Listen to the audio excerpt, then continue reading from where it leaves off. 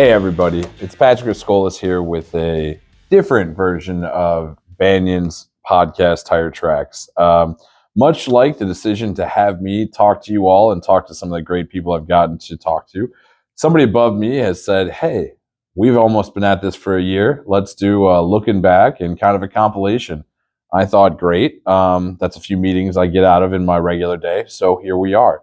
So voluntold to do this about a year back, and through that, it's been a great opportunity, not just for the ability to talk without people being able to shut me up for any of the very relevant reasons, but really understanding who and what industry that I'm selling into or trying to support is really dealing with, both from a personality aspect and from a kind of a pulse check as a whole.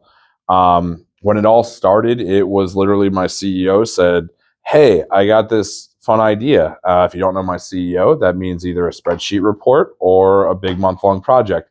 All depends on what you got going on for you. But it ended up being this podcast that was felt like a week before our first conference ever. And we figured that all three people in marketing didn't have enough to do. And we decided to put this together.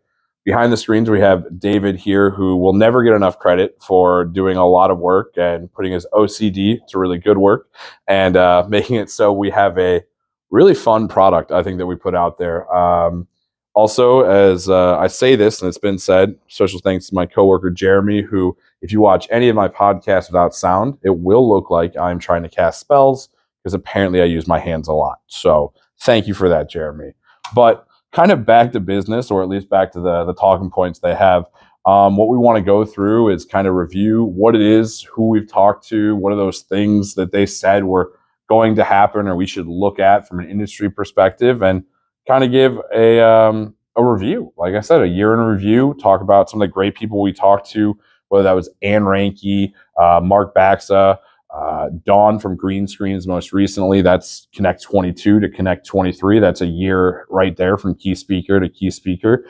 And then other fun ones like notably Aaron Peck from Mothership. But really, it's also nice because instead of me, and by me, I mean my marketing team, I'm just the talent. I look pretty. They go out and would find people for me to talk to. But in the past, 3-6 months, people have been coming to us and they want to talk to us and they want to get on the podcast. So that's been a really fun change.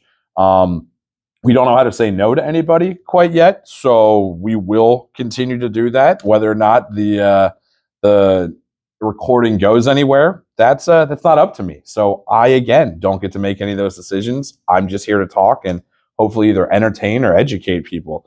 But right now, one of the first things we're looking at as we start this is we always ask people, what's coming in the next few years? And like I said, coming off the decision to make the Tire Tracks podcast and have our inaugural Connect 22 Banyan Users Conference in tropical downtown Cleveland, we had Anne Reinke of TIA, who's the president of the CIO, and she had a lot to say. So it's interesting too. So 5 years from, we already have 27,000 brokers.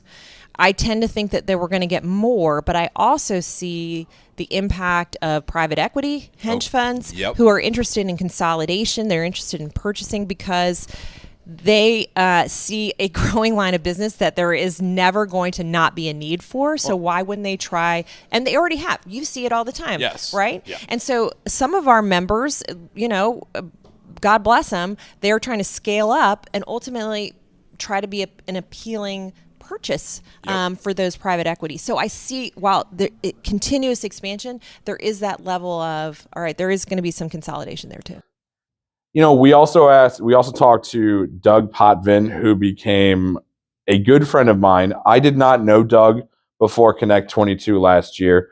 I would go drinking with Doug anywhere now, as it's been a year and we had the podcast with Trinity, and not just because of what he and his team said on the podcast, not just from meeting them in person, but Trinity and how they talked about the system, how they talked about Banyan, how they talked about the industry was very reassuring for me as someone who's starting down this venture, to see, put Banyan a little bit in the spotlight with the logistics industry, and Trinity and Banyan seemed to walk step in step, and he had a lot to say about the industry as a whole and where he thinks it'll go too. I think the industry in 5 years will be much more technology advanced than us for brokers. I think you're going to see interactions directly through technology. People, but you'll never replace the people. Relationships hearing that a lot today. Yeah, relationships. And that's good to know because I'm a person. So yeah, no, and I anticipate that ever going away because you want to provide that great service. Let's face it, me and the other 8,000 brokers, we all do the same exact thing. Mm-hmm. We utilize the same carriers, LTL especially. Right. You're using FedEx, UPS, I mean, you're using the same carrier. What do you differentiate yourself with?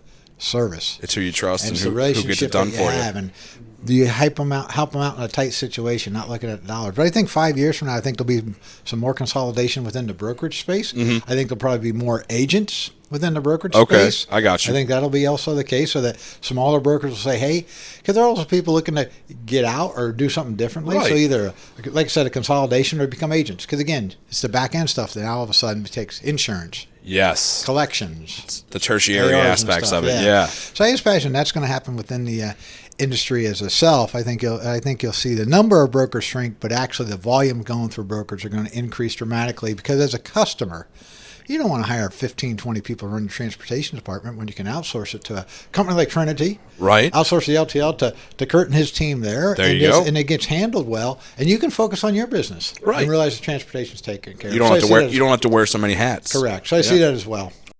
Another one of our great partners now is ProShip. At one point, I think again, I go back to the last conference, this was just coming out and hushes and maybes because ProShip's a big player in the parcel world, and Banyan, to some people, still has a small B. We know that's all not true here, so it was very awesome to start to work with them, and we're working with them today. But when I talked to Bill, it was really nice to pick his brain on parcel perspective because Banyan is used to be an LTL-centric focus. For the past 20 years, it's all we did.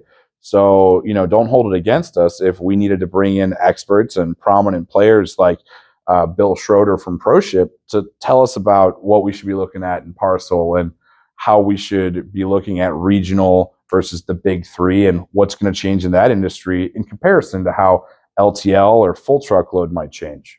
Yeah, what happened is the big companies can't add capacity as fast as the smaller companies, right? So a large number of regional players, and this kind of, it's a great topic to get into, the big three, and then, there's a whole basket of regional carriers. Right.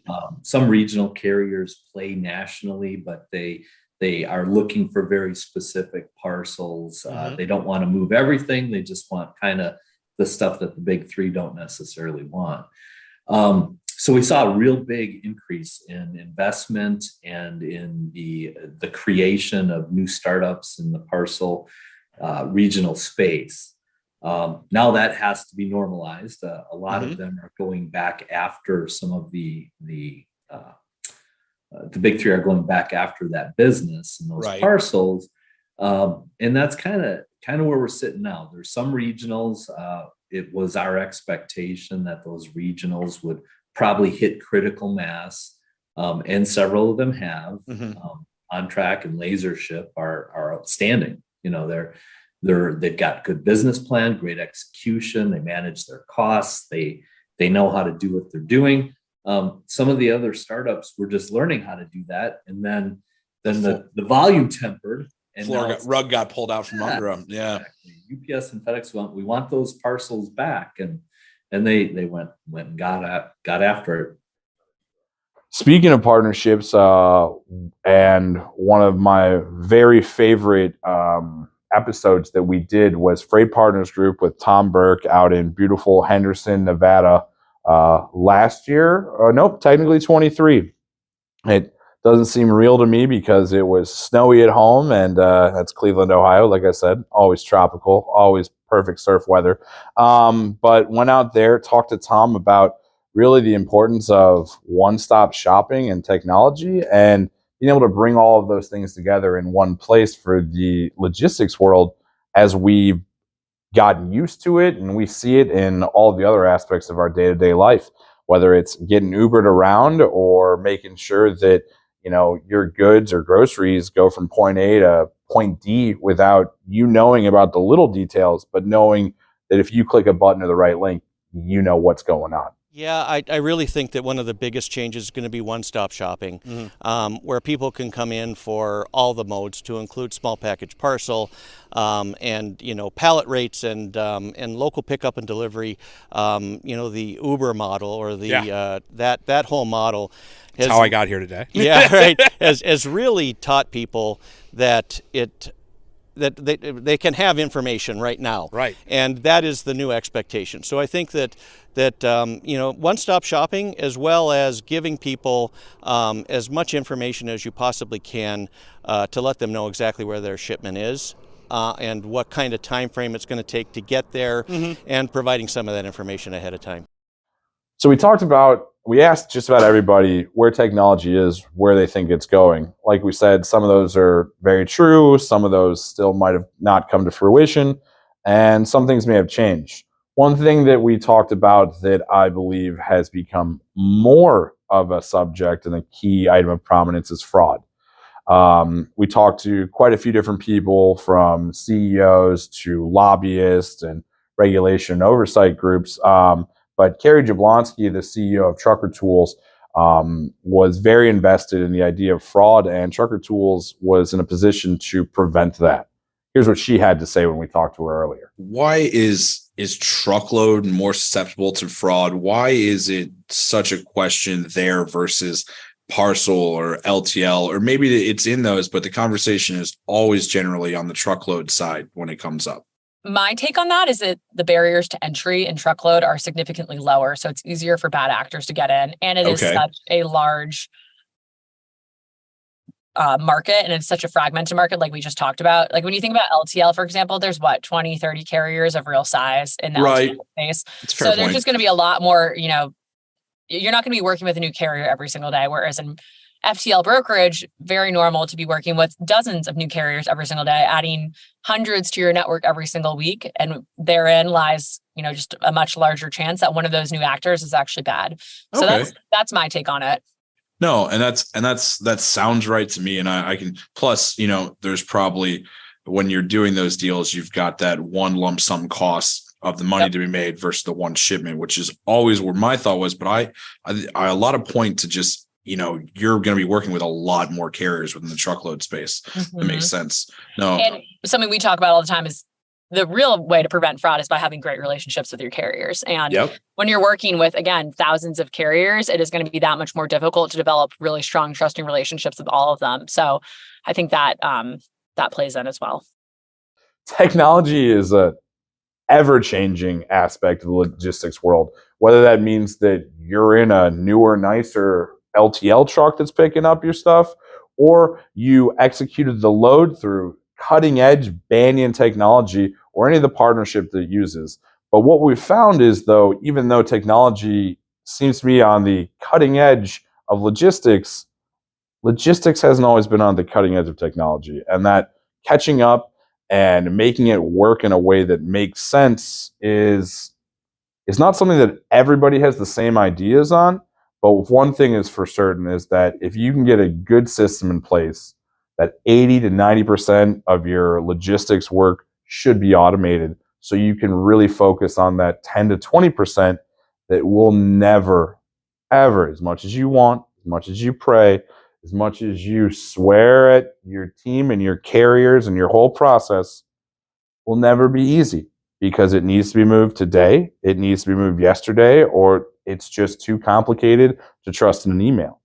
We talked to Mark Baxa, the president and CEO of the CSCMP, and he really talked about a multi-tentacle approach to shipping technology, that it wasn't just going to be one piece, it was going to be something, a bunch of different options, a bunch of different answers across the board, and that AI was probably going to be a part of that. Technology changed the landscape. I mean, I know this is a broad topic, but even in the past year or two here, what have you seen? And what has the council seen, or what do they think they'll continue to see?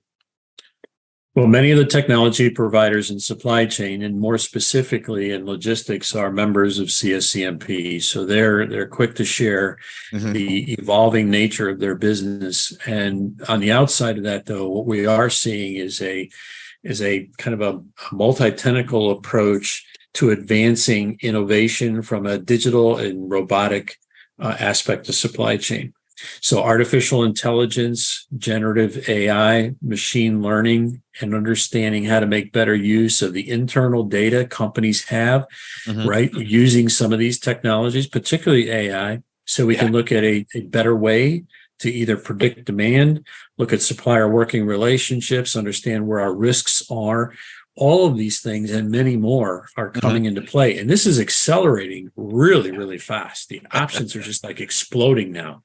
Probably has nothing to do with COVID. It's just the timing and availability and access of these technologies. Okay. There were things that occurred through COVID, like nobody took a back seat that I'm aware of based on the data that we pulled together for in a recent research study we did. Nobody backed up really to speak of on the planning and innovation side. They just made slow down their spend, but the interest and the investments continued. People are continuing to look for ways to optimize their standardized business practices using digital technologies. Mark had some good points. And speaking of AI and bringing this kind of full circle here to Connect 23, we had Dawn from Green Screens, their CEO, talk about how truckload brokerage is never going to be the same, at least for those that are smart enough to get on board with the offerings and the automated intelligence and the artificial intelligence or machine learning or robot learning, or we're just going to let Dawn talk to you about it because it's all a bit over my head and I'm just here to look good. Obviously, this is going to have a big impact. What do you see as a short-term impact of this on the marketplace? And 3-5 years from now, what does that look like? Yeah, I think, in our space, in pricing specifically, I think, as I said, this is becoming a have versus a have not. Right. I think that you're going to see a lot of companies that have embraced this more dynamic, predictive pricing are going to start outperforming those who don't have it. Okay. Right? Those that are still relying on a post and pray mentality or relying on history. And this is what happened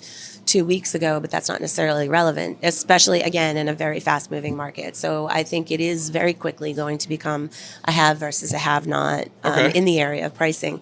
In other areas of the supply chain, I think, we're probably still 5 to 10 years away from mainstream wide adoption of AI technology in general, again, outside of warehouse automation. Is that just because there's gaps in the tech or not the best applications yet? I think it's an openness and, again, a change in mindset. I think when we first came to market in 2020, one of the biggest challenges, or two big challenges we had, was people being unwilling to share their data and understanding that the aggregated data has more power for everybody. Those silos have been breaking down. Okay. And I think it's again that change management of something new and something maybe that they don't understand. So, when we're selling our products into the market, I would say more than half of our sale is about education, right? And educating the market on what this is and why it's different and why it's more important. New. So it makes sense that education's a big piece of that.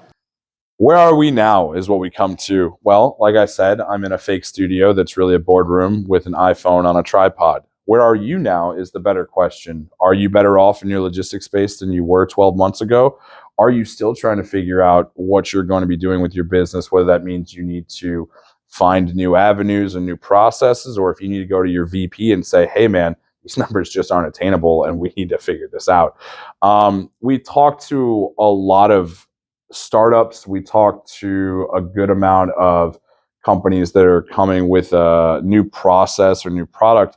But one of my favorite conversations was with Mothership's CEO, Aaron Peck. And it's not just because he was hiding a very, very beautiful secret under his hat.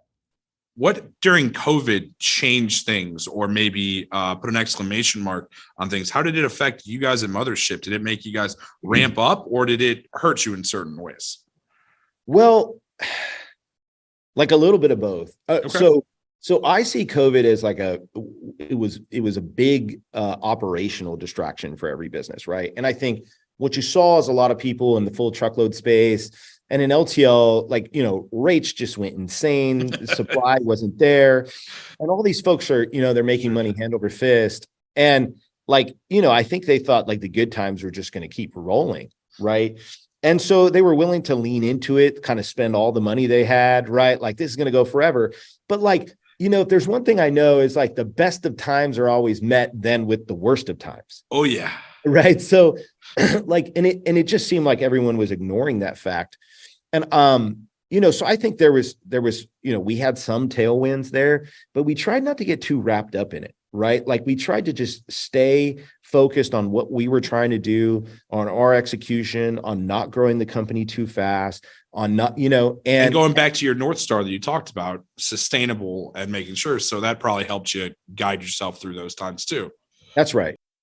So I know I've been very serious up to this point, and in all of my podcast broadcasting, is it broadcasting or is it podcasting? These are important questions. No, we've talked about industry, we've talked about COVID, we've talked about parcel, truckload, LTL, local carrier, first, final mile, any of those terms, but somehow, some way, we managed to have fun. I don't know how they told me specifically not to have any fun, not to laugh, make no jokes. Definitely don't sound like I'm having a good time, but I'm very bad at following directions. Because of that, we've got some great moments like Jennifer Carpus-Romaine telling us about how she's a professional lady. In terms of overall marketing for the industry, I mean, I think that, like you said, logistics seems to be kind of a last stop, but the tire industry was similar. So, I think that this, like the industrial spaces, are a little slower, but they'll get there in time. We just got to be ready for it. But I do maybe give it a push. Too. Yeah, I do think the more that people embrace it and really think through how do I do this? Where are you getting leads from, right. Or if we're talking about like recruitment, like where are people? So who are you trying to recruit? If it's a younger person, like, are you on TikTok? Right. Like, are you? How many TikTok dances have you done for TMSA? I don't do that. That is Trey's job. I'm a professional lady. I have done none either, but I cannot claim to be a professional lady. Yeah, but I like your reasoning though. Again, I alluded to Aaron Peck and the glorious mane that he was hiding under his hat. I don't know why he was suffocating it. As a man who suffers from none of the issues of having an overheated head, I was very jealous and was awestruck. And I really thought there was going to be bald under that hat. I thought that was exactly what it was, but it's not. It's not what happened. Now, I want to get this out of the way. What's hiding under the hat there? Because are you hiding a head like mine? Oh no! Oh, it's beautiful. Damn you! Damn you! And your luscious hair. I was here with the hat in solidarity with you, and then you did that. Oh, as you can tell, I'm growing it out. Yeah, I know you can't tell. I'm trying to negate the shine for my lighting team here, which, has a hard time. Otherwise, we blind, a few holes get burned. It's kind of like a magnifying glass at times. From the get-go, I don't know whose fault it is. I don't know if it's David, who I guess I'm technically calling my producer, or if it's Anne Reinke's fault, but I have gotten called and bullied many names. Call me Summertime Santa. And quite honestly, I love it. And I like the idea. I want to be on a beach somewhere throwing beers from a sack at somebody. I hope that's what the job requires. But here's Anne Reinke giving me what, I don't know if you can call it famous for all 14 people watching, but there's about 3 people that refer to me as it, so it's stuck. So thank you, Anne. I'm very happy to have Anne Reinke here as my first guest, and she had some awesome things to say just for our attendees here a few minutes ago. And Anne, first off, again, thank you for being here. Thank you, Patrick. I appreciate the invitation. This is Summertime Santa Claus, in case you were wondering, and he's giving the gift of knowledge. I'm getting it for sure. Whether or not I can translate it, that's going to be left up for debate. I talked about Doug earlier at Trinity. I don't really have any words for this other than at Connect 23, Doug came up to me at the tail end of the conference. I think I had done 6 or 7 episodes throughout the 2.5, 3 days, and I just wanted to go home. But Doug said, I want to do a fun podcast We will not talk about logistics. We will just have a good time. And that's when you got to see the Chief Fun Officer, Doug, and Party Pat. You know what I also talked to about the guys at the front desk? What's that? We got talking about Monday Night Football. I feel like you guys at the front desk had a good time. We had a good time. We were talking about the Jets and the Bills. What a loaded game that was. On 9/11, Aaron Rodgers just got paid a bunch. You're going to go play. The Jets fans are so excited. And what, 3 plays in? 3 plays in. 3 plays. And then they still find a way to win because apparently Josh Allen forgot how to run and decided to throw in a double coverage instead of take the 6 yards out of him. Well, you know what I saw in that game and what I heard immediately when Josh Allen threw the interception? Yeah.